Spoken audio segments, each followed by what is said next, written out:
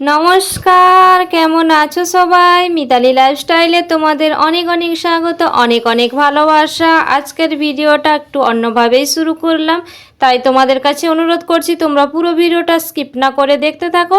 তো তোমরা কিন্তু দেখতেই পাচ্ছ আজকের ভিডিওটা আমাদের বাড়ি থেকে না, আমরা কিন্তু এই যে দেখো দুজনে মিলে আমরা বলাবলি করছি আর হাসছি দেখো। তো আমরা কিন্তু দুজনে মিলে যাচ্ছি বাজার করতে। তো হাতে আছে ব্যাগ আর বাজার করতে যাচ্ছি আজকে একটু অন্য দিকেই বাজার করতে যাচ্ছি।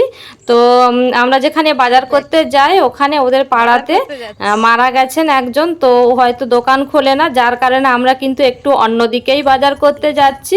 তো চলো তোমাদের সাথে শেয়ার করব আমরা কোথায় বাজার করতে যাচ্ছি। আর আমাদের এদিকের পরিবেশটাও একটু তোমরা দেখে নাও, প্রকৃতির দৃশ্যটা দেখো কত সুন্দর সবুজ, চারিদিকে শুধু সবুজ আর সবুজ।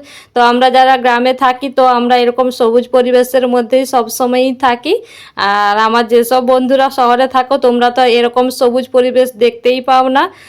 তো চলো তোমরা পুরো ভিডিওটা দেখতে থাকো। আমি একেবারে বাজারে যেখানে যাচ্ছি বাজার করতে, তো ওখানে গিয়ে তোমাদের সাথে কথা বলছি।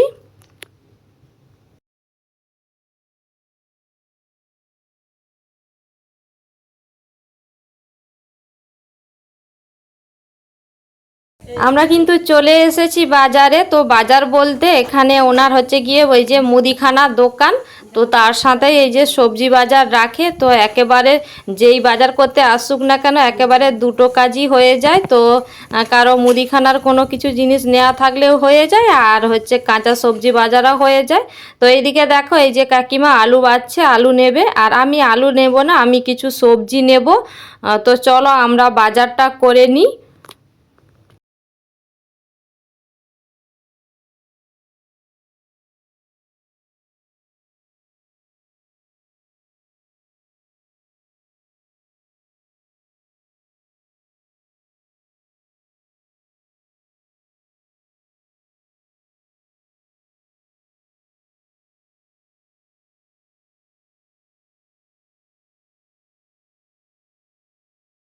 আমরা কিন্তু ওখান থেকে বাজার করে নিয়ে চলে এসেছি। এসে এই যে আমি এখন টিফিন করে নিচ্ছি। তো গতকালকে ঘুগনি করেছিলাম, ওটাই ফ্রিজে ছিল, তো সেটাই গরম করে নিয়ে এখন এই যে টিফিনটা করে নিচ্ছি। তো চলো আমি এখন টিফিনটা করে নিই, তারপরে তোমাদের সাথে আবার দেখা হচ্ছে, কথা হচ্ছে। তারপরে দেখো টিফিন করে নিয়ে দুপুরে রান্নার জন্য সবজি কেটে নিয়েছি। এদিকে করব মশলা। দেখো মশলার মধ্যে আছে পেঁয়াজ, রসুন, আদা আর টমেটো।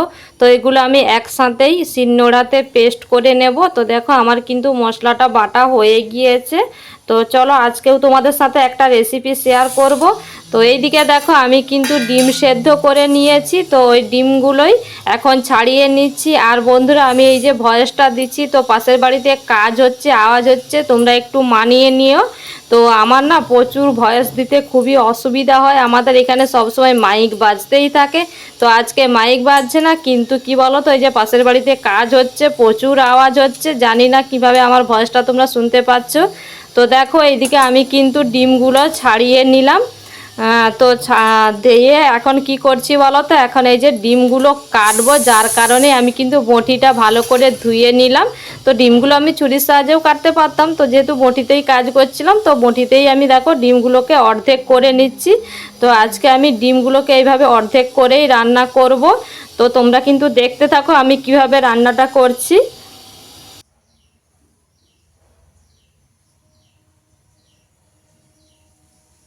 আমার সব কটা ডিম কাটা হয়ে গিয়েছে। এখন এই যে ডিমের মধ্যে লবণ আর হলুদ দিয়ে একটু মাখিয়ে নেব। তো যার কারণে এখন দিয়ে দিলাম হলুদ গুঁড়োটা দিয়ে এখন দিয়ে দিচ্ছি লবণ। তো দিয়ে মাখিয়ে নিয়ে তারপরে এক এক করে সমস্ত কিছু করতে থাকবো, তোমরা দেখতে থাকো।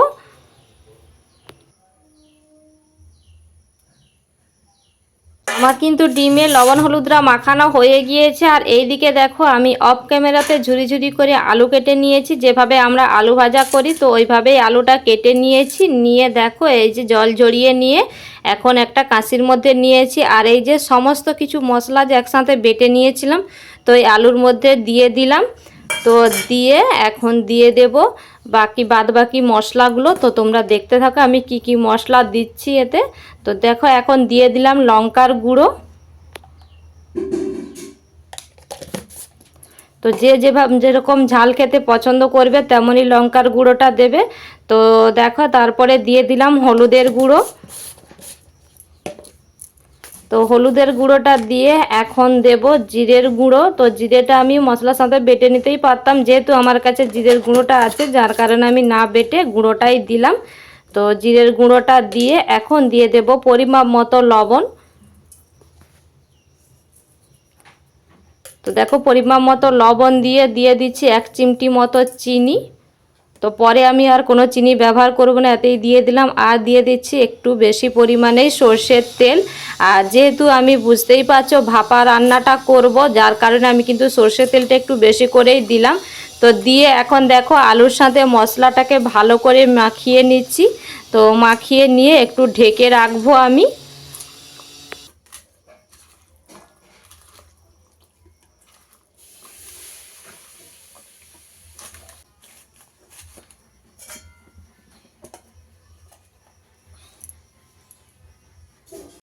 ওদিকে আমি কিন্তু আলুটা মশলার সাথে মেখে নিয়ে ঢেকে রেখে দিয়েছি। এখন একদিকে গ্যাসের মধ্যে কড়াই বসিয়ে দিয়ে দিলাম সর্ষের তেল।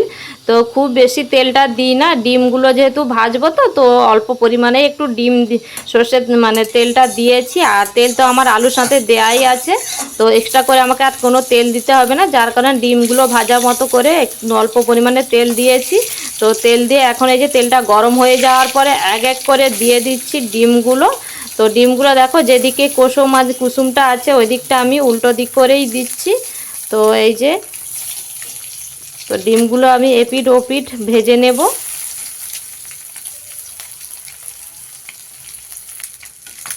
তো দেখো আমার কিন্তু ডিমগুলো এক সাইড ভাজা হয়ে গিয়েছে, আবার আমি এই যে উল্টে দিচ্ছি।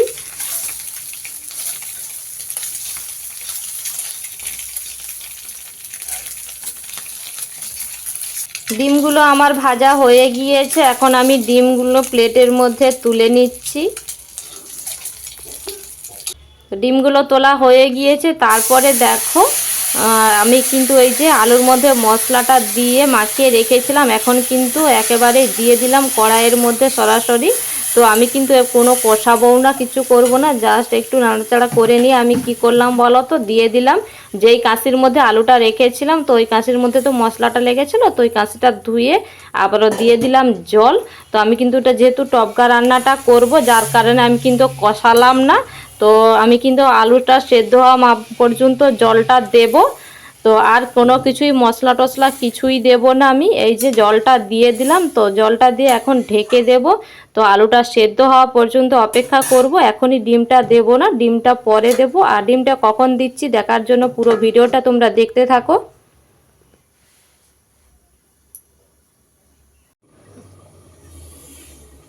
তো দেখো আমার কিন্তু আলুটা সেদ্ধ হয়ে গিয়েছে, আমি ঢাকাটা খুলে নিলাম। তো এর আগে আমি অফ ক্যামেরায় দুই একবার ঢাকাটা খুলে দেখে নিয়েছিলাম।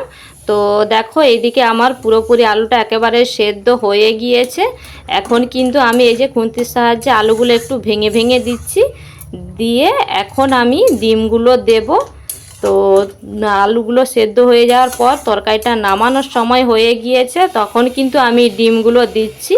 আর ডিমগুলো দেখো আমার কিন্তু ভাজার সময় একটাও কুসুম থেকে খুলে আসেনি। তো ডিমগুলো বেশ আস্তই আছে, কুসুমের সাথে সাদা অংশটা বেশ আস্তই আছে, তোমরা কিন্তু দেখতেই পাচ্ছ।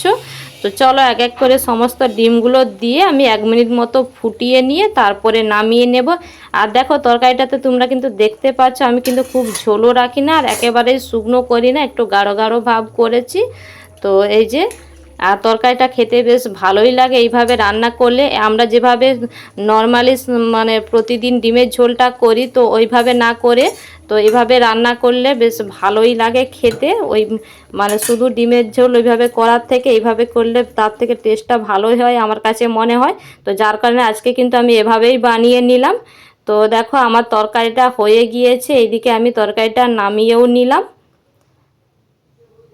হ্যাঁ তোমরা কিন্তু দেখতেই পাচ্ছ কত সুন্দর কালারটাও এসেছে তরকারিটা, এই দেখো বেশ সুন্দর হয়েও গিয়েছে।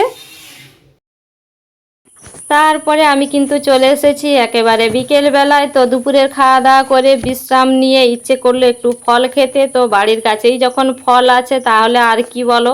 তো তো এই জন্যই চলে গেলাম ফল পাড়তে। তো আমাদের সেই জামরুল গাছটা, তো এই জামরুল গাছটা আমাদের এই বছর না প্রচুর জামরুল দিয়েছে। তো ঝুড়িয়ে মানে ঠাকাগুলো যে হয় না প্লাস্টিকের, তো ওইগুলো এক ঠাকা ঠাকা ভর্তি প্রায় 1-2 দিন ছাড়া ছাড়াই পেড়ে নিয়ে যাচ্ছি। তবে এখনও কিন্তু প্রচুর হয়ে যাচ্ছে জামরুল, তোমরা কিন্তু দেখতেই পাচ্ছ। তবে জামরুলগুলো কি হয়েছে বলো তো, বৃষ্টি হয়ে যাওয়ার ফলে না একটানা আমাদের এখানে বৃষ্টি হয়েছে, একটানা বৃষ্টি হয়ে যাওয়ার ফলে জামরুলগুলো মিষ্টিটা চলে গেছে, এখন জলসা স্বাদ লাগে। তো জলসা স্বাদ লাগলেও কোনো ব্যাপার না, গাছের জামরুল গাছের ফল তো খেতে তো ভালোই হবে। তো যার কারণে দেখো আমি কিন্তু এই যে ফল খেতে ইচ্ছে করলো বলে গাছের জামরুল পাড়তে চলে এলাম, নিজেদের গাছের ফল আছে যখন আর কি। তো দেখো তোমরা কিন্তু দেখতেই পাচ্ছ জামরুলগুলো বেশ কত সুন্দর বড় বড় হয়েছে। তো দেখো আমি এইখানে অলরেডি কয়েকটা পেড়ে রেখে দিয়েছি, তো আবার এই যে পাড়লাম গাছ থেকে। তো এই যে এখন আঁচলের মধ্যে নিয়েছি, তো আজকে আর সঙ্গে করে কোনো ঠাকা বা ঝুড়ি কিছুই আনি না। তো এই জন্য আঁচলের মধ্যে নিয়েছি জামরুলগুলো, তো এখনও কিন্তু গাছে আছে। আর এইদিকে তোমাদের কি দেখাচ্ছি বলো তো, আমাদের এখানে তো পেয়ারা গাছটা, এটা হচ্ছে দেখো কালো পেয়ারার গাছ।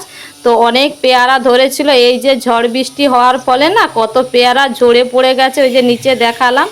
আর দেখো কত পেয়ারা এখনও গাছে হয়েও আছে। আর আমাদের এই কালো পেয়ারার তার গাছের পাশে সবুজ পেয়ারা গাছও আছে, তো তাতেও কিন্তু পেয়ারা হয়েছে। আর এই যে দেখো কতগুলো পেয়ারা, দেখে কিন্তু খুবই খারাপ লাগছে, তো অতগুলো পেয়ারা ঝরে পড়ে গেছে। তো তারপরে একদম সন্ধেবেলায় মেয়ে বললো একটু ফুচকা খাবে, আর আমাদের তো ফুচকা দোকানটা জানো বাড়ির পাশেই আছে ফুচকা দোকান। তো এই যে ওকে নিয়ে চলে এসেছি ফুচকা খাওয়াতে। তো তারপর একদম বাড়ি এসে আমি এই যে আলু ভেজে নিচ্ছি। আর আজকের ভিডিওটাও এই পর্যন্ত, চলো দেখা হচ্ছে আবার একটা নতুন ভিডিওর সাথে। আর আজকের ভিডিওটা তোমাদের কেমন লাগলো কমেন্ট করে জানিও। তো চলো আজকের মতো বিদায় নিচ্ছি, টাটা।